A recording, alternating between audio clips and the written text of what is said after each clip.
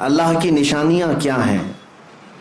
آپ نے قرآن کی آیت میں یہ سنا ہوگا، ان الصفا والمروۃ من شعائر اللہ۔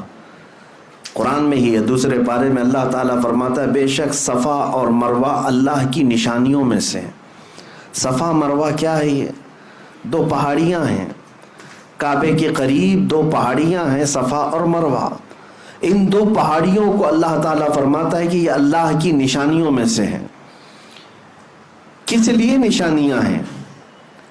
اور قرآن میں چوتھے پارے میں آپ پڑھیں گے، اللہ تعالیٰ فرماتا ہے ان اول بیت وضع للناس للذی ببکۃ مبارکا وہدی للعالمین فیہ آیات بینات مقام ابراہیم۔ اللہ فرماتا ہے سب سے پہلے اس روئے زمین پر جو گھر بنا ہے وہ خانہ کعبہ ہے، جو مکہ میں بنا ہے۔ کس لیے؟ کہ وہ پوری دنیا کے لیے ہدایت کا ذریعہ بنے اور برکت کا ذریعہ بنے۔ اور اللہ فرماتا ہے اس میں کھلی ہوئی نشانیاں ہیں۔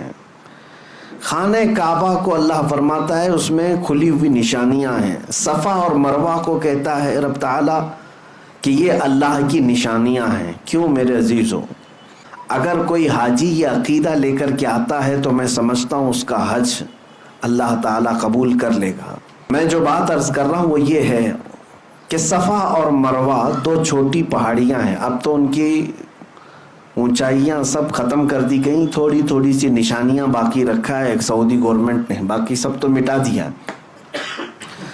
صفا اور مروہ پر کیا ہوا کیا تھا آپ کو یہ بھی پتا ہے۔ سیدہ ہاجرہ حضرت ابراہیم علیہ السلام کی اہلیہ، حضرت اسماعیل علیہ السلام کی ماں، 6 ماہ کے حضرت اسماعیل علیہ السلام، قریب چھوٹے سے بچے، ان کی پیاس کی شدت کو بجھانے کے لیے وہ دوڑ لگا رہی تھیں۔ کبھی صفا پر چڑھ کر دیکھتی کہ کہیں پانی نظر آتا ہے، وہاں سے بھاگتی ہوئی مروہ کی طرف جاتی۔ یہ دونوں پہاڑیوں میں تقریباً آدھا کلومیٹر کا فاصلہ ہے، یا ہو سکتا ہے اس سے تھوڑا آس پاس ہوگا، 500 سے 700 میٹر کے درمیان ایک پہاڑی سے دوسری پہاڑی۔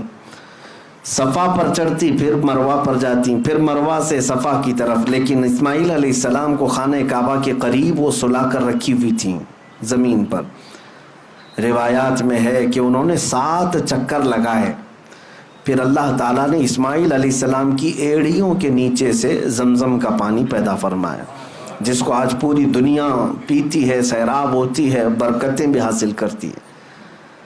اب مجھے جو بات عرض کرنی ہے وہ یہ ہے کہ سیدہ ہاجرہ نے دوڑ لگائی اسماعیل علیہ السلام کی پیاس بجھانے کے لیے، صفا سے مروہ، مروہ سے صفا، صفا سے مروہ، مروہ سے صفا، یہ ٹوٹل 7 چکر ہوئے۔ اس کے بعد یہ بات اس واقعے کو ہو کر کے ہزاروں سال ہو گئے، لیکن آج بھی حاجی وہاں پر دوڑ لگا رہے ہیں۔ ہر عمرہ پر جانے والا وہاں پر دوڑتا ہے۔ میرے عزیزو یہ کیا بات ہے؟ اللہ تعالیٰ نے اپنی اس محبوب بندی کی ادا کو قیامت تک آنے والے حاجیوں کے لیے واجب کر دیا۔ یہ اللہ کی نشانی ہے، دونوں پہاڑیاں۔ اب تم دوڑو گے، جو بھی حج کے لیے آئے گا، عمرہ کے لیے آئے گا، دوڑے گا۔ اب مجھے آپ یہ بات بتائیں، کیا آپ بھی کسی کی پیاس بجھانے کے لیے دوڑتے ہیں؟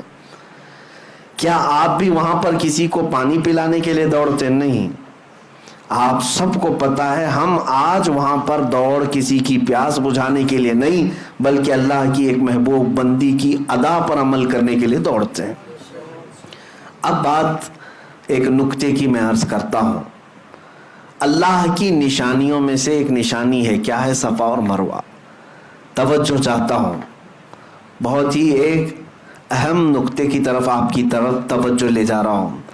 اسماعیل علیہ السلام کون ہیں؟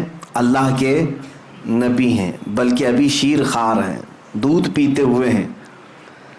اب یہاں سے مفسرین فرماتے ہیں سیدہ ہاجرہ وہ نبی نہیں ہے، نبی کی بیوی ہیں اور نبی کی ماں ہیں، لیکن جو دوڑ لگا رہی تھی کس کے لیے دوڑ لگا رہی تھی؟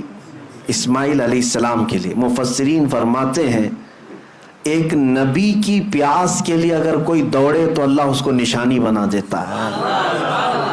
ایک نبی کی پیاس کے لیے اگر کوئی دوڑے اللہ اس کو نشانی بنا دیتا ہے. اے میرے عزیزو، اگر میرے مصطفیٰ کی عزت کے لیے کوئی دوڑے تو یاد رکھنا قیامت تک اس بندے کو بھی اللہ نشانی بنا دیتا ہے. بے نشانوں کا نشان مٹتا نہیں، مٹتے مٹتے نام ہو ہی جائے گا. آج بر صغیر بلکہ عالم اسلام میں اگر ایک عبقری شخصیت امام اہل سنت فاضل بریلوی امام احمد رضا خان رحمت اللہ تعالی علیہ کو پوری دنیا جانتی ہے اور پہچانتی ہے تو اسی بنیاد پر کہ ایک نبی کی عزت اور اس کے پہرے داری کے لیے زندگی وقف کر دیا تھا اور اللہ نے ان کی زندگی کو آج سارے لوگوں کے لیے نشانی بنا دیا کہ اب ہمیں اللہ تعالیٰ کی نشانی اگر بننا ہے تو میرے عزیزو نبی کی عزت اور ان کی محبت کے لیے دوڑ لگانا ہوگا.